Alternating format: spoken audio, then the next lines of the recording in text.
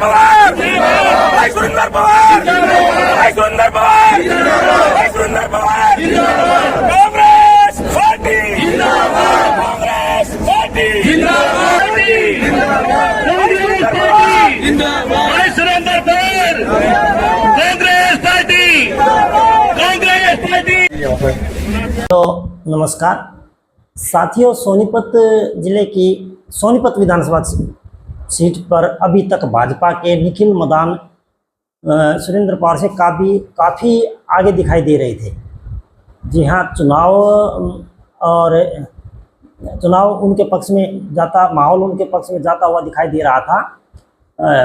और ऊपर से हर तरफ पोस्टरबाजी और झंडे वगैरह, और शहर में कई जगह ऑफिस खोलना और पैसे के प्रभाव से वह अभी तक माहौल अपने पक्ष में बनाते हुए नजर आते दिखाई दे रहे थे। सोनीपत के रेलवे स्टेशन पर भी उन्होंने भी रेल यात्रियों से वोट की अपील की थी। वह ताबड़तोड़ प्रोग्राम करते हुए नजर आ रहे हैं। उन्होंने अभी तक लगभग पूरे क्षेत्र में प्रचार कर चुके हैं।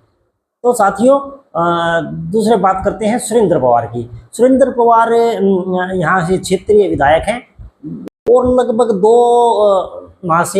2 महीने से वह सीबीआई कोर्ट अंबाला में बंद थे। अभी बरी होके सोनीपत में पहुँचे हैं। सबसे पहले उन्होंने माता वैष्णो देवी के दरबार में हाजिरी लगाई है। उन्होंने चुनाव जीतने के लिए वहाँ पर हाजिरी लगाई है। दूसरे, उन्होंने आते ही अपना प्रचार शुरू कर दिया है।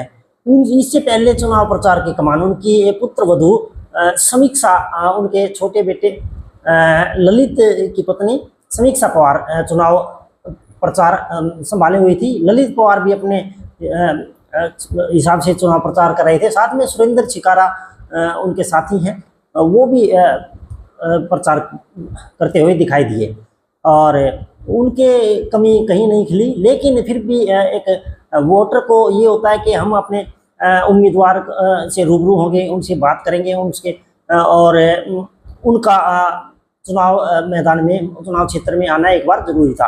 तो भी वो 2 दिन पहले ही सीबीआई कोर्ट से उन्हें राहत दी गई है और उन्हें बरी किया गया है उनके मामले से। तो वह अभी चुनाव प्रचार कर रहे हैं, ताबड़तोड़ प्रचार है। उन्होंने अभी 2 दिन पहले आते ही एक अपना शक्ति प्रदर्शन किया, रोड शो किया, जिसमें हजारों की तादाद में मतलब रोड शो में कार्यकर्ता शामिल हुए। उन्होंने माहौल बदलने की कोशिश की और आज वह रेलवे स्टेशन पर, सोनीपत के रेलवे स्टेशन पर गए। रेलवे स्टेशन पर जाकर उन्होंने लोगों से वोट की अपील की और आज उन्होंने वोटर को अपने पक्ष में साधने का प्रयास किया। जहां कयास लगाए जा रहे थे कि अब की बार तो भाजपा यहाँ से बाजी मार जाएगी, सुरेंद्र पवार पटकनी खाएंगे, और एक युवा चेहरा जिसे इनकी बदौलत का कहा जाता है कि मेयर बने, तो लेकिन राजनीति में कोई किसी का सगा नहीं होता और किसी की गर्दन पर पैर रखकर ही आगे बढ़ा जाता है।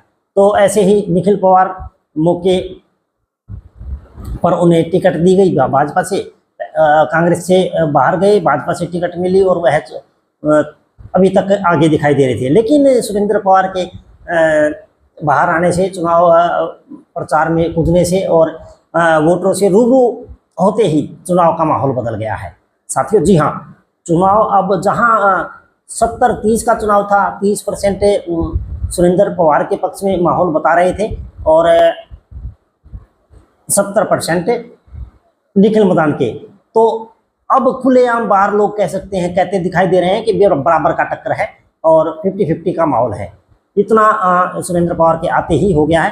हाँ, हमने पहले अपने सर्वे में जरूर बताया है कि सुरेंद्र पवार सीट जीत जाएंगे, कम मार्जिन से जीतेंगे भले ही, लेकिन सीट वो निकाल जाएंगे साथियों। लेकिन फिर भी कयास लगाए जा रहे थे, फिर भी लोग ये कह रहे थे कि नहीं, अभी वो अंदर हैं और अभी ऐसा नहीं है।